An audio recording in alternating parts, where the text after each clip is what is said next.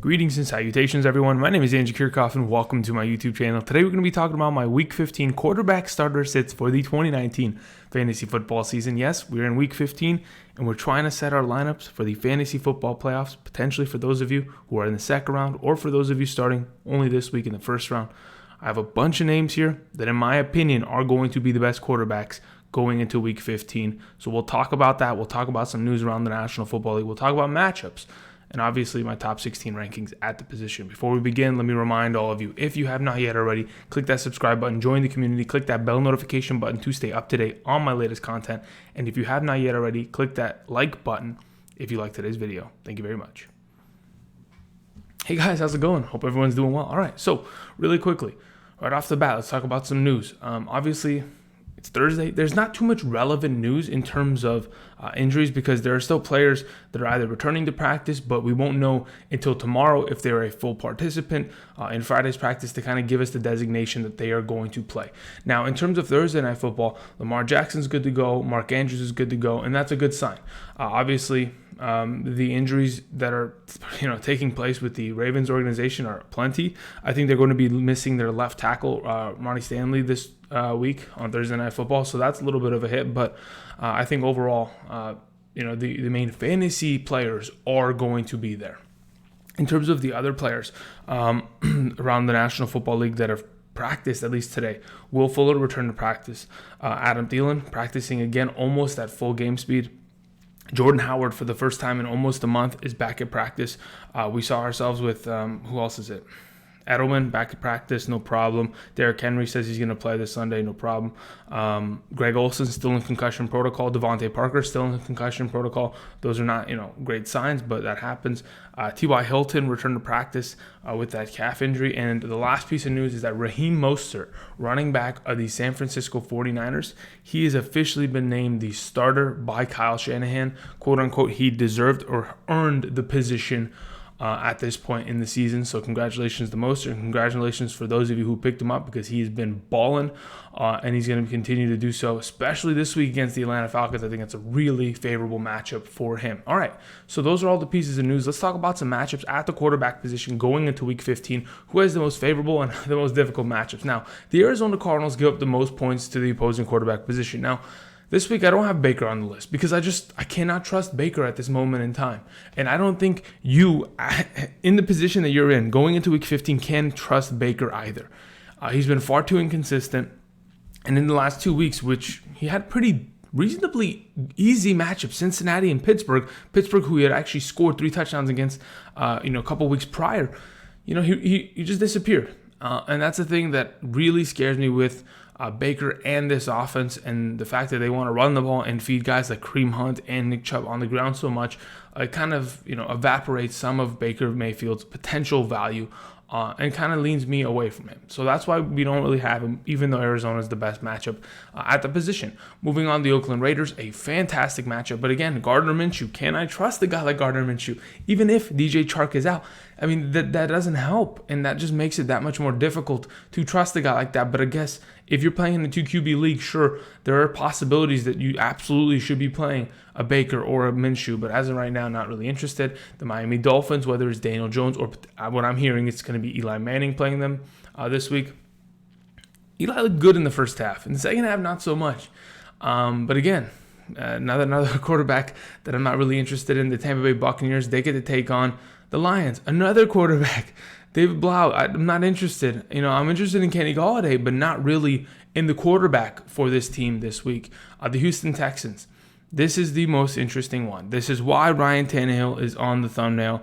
Ryan Tannehill has been on fire since taking the starting job of the Tennessee Titans, and it's not slowed down.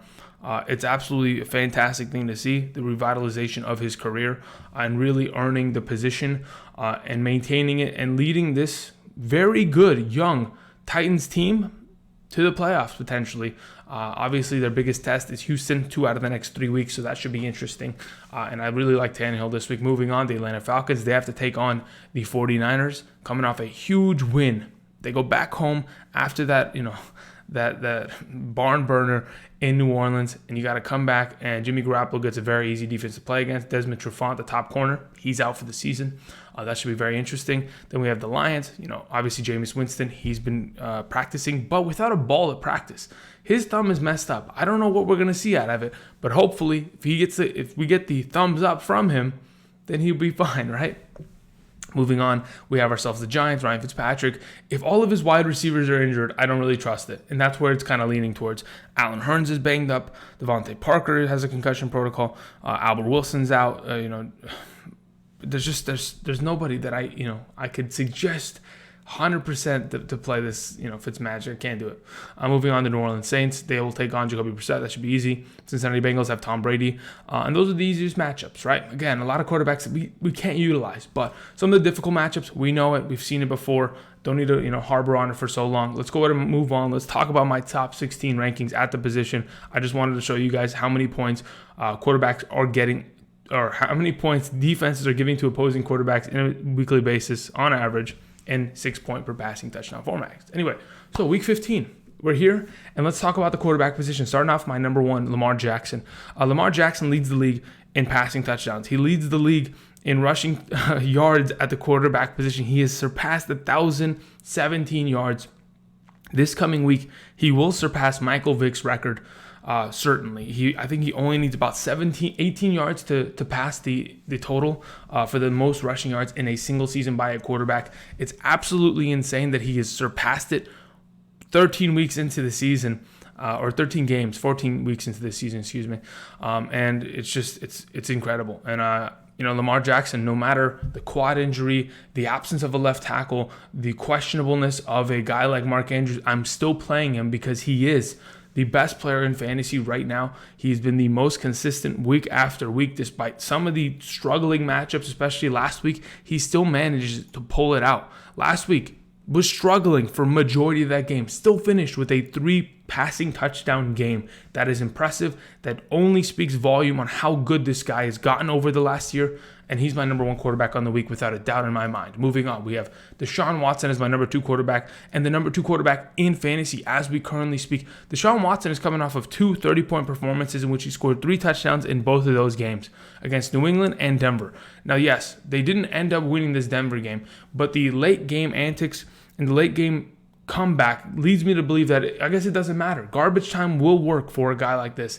And in the Tennessee matchup, I think garbage time isn't going to be needed, but it is going to be a back and forth brawl between these two teams. Two teams that can easily score, and their defenses have been questionable at times. So I really do think against the Tennessee Titans matchup, Deshaun Watson, who has yet to play them this season, is going to have himself a pretty good day this week. So week 15, my number 2, that's Deshaun Watson. I'm playing him. He is one of the top quarterbacks at the position. And I am not, I don't mind it. Last week, he threw the ball 50 times. The week prior against the Patriots, only 25 times. So you can tell where the struggle was at, right? It's because they couldn't get back in the game and they had to throw the ball so much. It just hurt Watson overall. Moving on. Jameis Winston is my number 3. With Jameis Winston, again, dealing with that thumb injury, we have to still understand that Jameis Winston is number 2 in passing yards by only 7 yards behind Dak Prescott right now. He is number 2 in passing touchdowns, only 2 behind Lamar Jackson. But yes, again, he leads the league in interceptions, and that happens. But, Jameis Winston really has an opportunity to catch both Dak Prescott in passing yards and Lamar Jackson in passing touchdowns this season and lead both statistics. He really has the opportunity, and I think Detroit this week, a very favorable matchup for him. This is a guy that got injured last week and came back in the game still struggling through throwing interceptions, 3 of them exactly, and threw 4 touchdowns and led his team to a victory. That is impressive, and you can't say anything else about it. Jameis Winston is a baller, and he's going to get after it whether it's garbage time or not. He throws picks, but he comes back and he succeeds, and I applaud him for that. That's mental fortitude. Obviously, bad decision making, but he doesn't tilt very easily. Moving on, number 4, Patrick Mahomes. Now, Patrick Mahomes has not been himself. I mean, since earlier in the season, I'm just looking at his stats right now. He hasn't thrown 2 passing touchdowns in a single game for a while. since week 10 exactly against Tennessee, which that one was a barn burner, back and forth 30-plus point game. Now, obviously, the last couple of weeks have been a little different. Obviously, the Los Angeles Chargers game, a lot of injuries took place in that game. The Oakland game was a blowout, and the New England Patriots game this past week was a little bit of slower paced game in which their defense really had to take the field and try to get Brady off, and it was difficult. But I think Patrick Mahomes this coming week against Denver, he's another one of these stud quarterbacks that regardless of how he has played in the last 3 weeks, I have to play him. Now, all the other guys above him have been balling out, but I just have a hard time leaving Patrick Mahomes on my bench. He is one of my studs, and we always say it, don't bench your stud. Play your guys that have gotten you there. And I understand he's been dealing with injuries, but this is one of the better quarterbacks in the National Football League, and I am not afraid of him against the Denver defense whatsoever. Do not take it. Do not look at what Deshaun Watson did last week and think that's going to happen to a guy like Patrick Mahomes. He's going to come out and he's going to fire some touchdowns, and I think he's going to be good this week. Moving on. Number 6, Drew Brees. It's insane with Drew Brees how he can show up one week and score himself one touchdown, literally one touchdown against the Carolina Panthers. And 13.26 points in 6-point per passing touchdown formats, 18 for 30 passing. Not a great game. But then he follows it up against arguably the best defense in the National Football League, and he scores himself 50 fantasy points in 6-point per passing touchdown leagues because he scored 6 touchdowns, 5 through the air, 1 on the ground, QB sneak up the middle. Sorry, Alvin Kamara. But Drew Brees, holy moly. If the offense looks like that, and they're going to produce like that in the coming games, then I have no choice but other than to start him against the Indianapolis Colts. Because if you can do that on a weekly basis, then sure, Drew Brees, you are a monster quarterback. But we know you can't. So the question remains, are we going to, is this fool's gold? Are we going to be tricked into playing you this week? I think at this point, Indianapolis matchup is an easy enough matchup to where it's not totally fool's gold and you're at least going to get a baseline of 2 touchdowns. But hopefully the upside is there for us for that 3-touchdown play. That's why I have my number 6. Moving on, Russell Wilson's my number 7 because Russell Wilson has been struggling heavily. And I've been mentioning it over the last couple of weeks, and it has been a visible change in this offense. In the last 4 games, Russell Wilson has only completed 4 passing touchdowns, has thrown an interception in every single game, while he went nearly, I think, what is this? He went through the first 7 games of the season without throwing, or 6 games of the season without throwing an interception. And now he's throwing them away. Why? Because Tyler Lockett is not being utilized enough. This offense has changed. It used to be hey, we're going to pass the ball to win games earlier in the season. And now we've kind of gotten to this run the ball, methodical, slow offense. And that is not the pace in which Russell Wilson thrives. Sure, he was efficient and effective last season, but right now is not where I like to see him in this offense. Last week against the Rams defense, 22 for 36 passing. That is not great. The week before, 21 for 31. That's not terrible, but still not great. 13 for 25 the week before that against Philadelphia. We've seen him struggle. They got to get back on, their high horse because they are a team that could really win this division. But they got to get Metcalf and they got to get Lockett involved. He's my number 7. Just a little concerned. Moving on to Jimmy Garoppolo. Speaking of the NFC West, a competition to say the least. Jimmy Garoppolo has these high-low games. 4 touchdowns, then I show up with 1. 4 touchdowns, then I show up with 2. Then I show up with 1. And then 4 touchdowns. Is this the week that he shows up with 1 touchdown? It's very possible. This guy is an every other week kind of player, and he has been that for all of this season. And I'm not going to be surprised if, in fact, this team comes out and they run the ball literally down Atlanta's throat to the point where they score, they have 300 rushing yards. And Raheem Mostert has a monster game. I'm not going to be surprised if that's the case. But Jimmy Garoppolo, with the wide receiver core that he has, Sanders, Debo, Kendrick Bourne, George Kittle, and the plethora of running backs, I think he's capable of getting that 2-touchdown play with the upside of another touchdown this week down in the red zone. And that's why he sits at my number 8. I think he's a pretty good pickup and play if you are in need of a quarterback. Moving on, let's close out today's video with my 9 through 16. Dak Prescott starts out as my number 9. Dak Prescott, the thing about Dak Prescott is that he's a little bit, I wouldn't say completely sketchy, but he concerns me at times. And the thing is, Dak Prescott at this moment in time kind of leads me to believe that, yes, he's a good quarterback, but at the same time, this offense has been struggling far too much. And against Chicago, should have been better. 27 for 49 is terrible. Then against Buffalo on that Thanksgiving, 32 for 49, not great. You're throwing the ball nearly 50 times a game, and you're barely getting to that 50% completion percentage, almost, say 55, 57. That's not good. The Los Angeles Rams secondary, they have Jalen Ramsey. It's going to hurt you to an extent. But I think this offense will be better this week at home. I know that they've struggled in the last couple of weeks. I mean, definitely in the last 3 weeks. But hopefully Dak Prescott can figure it out. He's another one of these quarterbacks that, with his ability to run the ball, and when they get down to the goal line, one of these times it's not going to be Ezekiel Elliott running it in. It's going to be a quarterback keep or a throw, and it's going to lead to Dak Prescott having a 2-3 touchdown game. He's my number 9 this week. All right, let's go to Kirk Cousins, my number 10. Kirk Cousins, again, solid, but the issue was his efficiency didn't lead to a touchdown.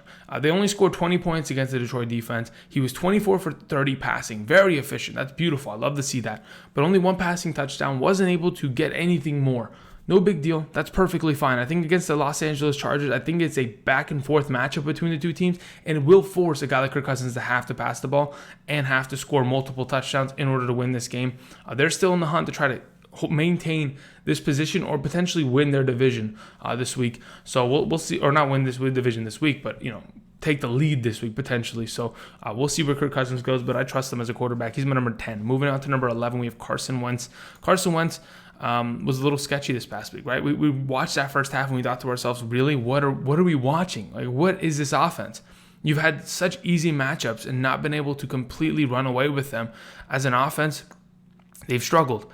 They lost to Miami. They almost lost to, they forced overtime with the Giants. They get the Washington Redskins this week. That haven't been that bad. Really, truth be told, they haven't been that bad. So I think Carson Wentz, despite everything, he's going to be missing a lot of wide receiver help. There's no Aguilar. I'm assuming no Aguilar. There's definitely no Alshon Jeffrey. There's no Deshaun Jackson. You have young wide receivers surrounding you, and you have Zach Ertz, Dallas Goedert.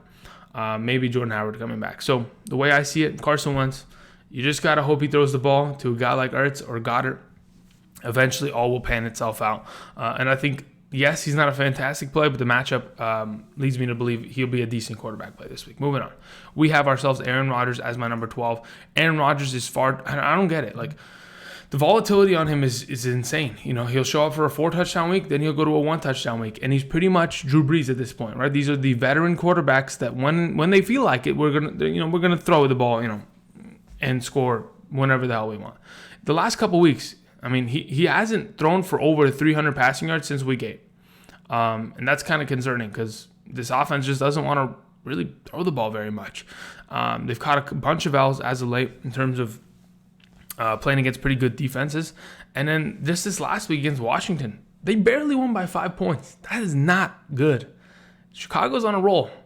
Aaron Rodgers better be ready. Otherwise, he's about to get rolled. We'll see how this goes. But as my number 12, I'm okay with Aaron Rodgers there. Moving on to number 13, Josh Allen. Josh Allen, I saw an interesting stat. Speaking of throwing for 300 yards, Josh Allen has not thrown for 300 yards in a single game in his NFL career. Not a single game. It's insane. But that's just the case, which is, it is what it is. But, we'll take it. As of right now, Josh Allen struggled against Baltimore. Not really a big surprise. Wasn't able to run the ball very much, but I think this coming week against Pittsburgh should be a decent play as my number 13 quarterback. I'm not really concerned about this Pittsburgh's defense. I think, sure, he could make some early mistakes, throw some interceptions, but he's been quite efficient this year. Hasn't really thrown too many interceptions since the beginning of the season, so as of late, has been consistent, and I think he'll be a pretty good play, my number 13. Moving on to number 14, closing out, we have Jacoby Brissett as my number 14 quarterback. Again, he had a pretty good week this last week, despite no T.Y. Hilton and all that jazz. And still not, he didn't even meet up with like a touchdown or a bunch of passes to Jack Doyle, which is one of his better receivers or one of his, safety blankets. So very interesting, but he had one of his better weeks in the last month, easily. Actually, you know what? He had his best game since week 7, this past week, which is insane because he had not thrown 2 touchdowns since week 7. And he threw 4 that game. Jacoby Brissett is actually quite the inconsistent quarterback as of late. But to be honest, I think the New Orleans Saints matchup only brings out an opportunity for this guy to come out, go down early, and then have to fight his way back may throw interceptions, but will, eventually come out of the hole with a couple touchdowns, which I'm perfectly fine with, and I'm, expecting to see at this moment in time. So Jacoby Brissett, perfectly fine here. He's my number 14. Moving on to number 15, we have Jared Goff. I know Jared Goff, he's just been better as of late. This entire offense has been better, and I trust it. 2 passing touchdowns each of the last 2 games. Dallas defense is not good enough to stop everyone, and I think the Rams, yes, even though they are not that good of a team, they will get the job done this week from Jared Goff, from the running game, from their defensive standpoint. And I think Jared Goff could be a very good, lower end or mid-range quarterback 2 potentially this week if you're in desperate need of a quarterback play. And then let's move on to my last quarterback. Speaking of the has-been matchup, we have ourselves Kyler Murray versus Baker Mayfield, the Browns versus the Cardinals. Sure, the Cardinals give up the most points to opposing quarterbacks, but I truly do believe Kyler Murray is the better play. When we look at what Kyler Murray has done this season, sure, the last couple weeks have been a struggle, especially the last 2 weeks against the Rams and the Pittsburgh Steelers, but those are better defenses. I do not expect the Cleveland Browns to get after Kyler Murray like everyone else has this season. I expect him to have actually quite a pretty good matchup this week and a pretty good output in terms of his production, and I expect Kyler Murray to actually be better than Baker Mayfield, in fact, this week, and that is why he is on today's list. I want to thank everybody for watching. If you have not yet already, click that like button, click the subscribe button, and until later today, which will be my tight end video, I appreciate everybody for watching, and until next time, I'll see you guys. Peace.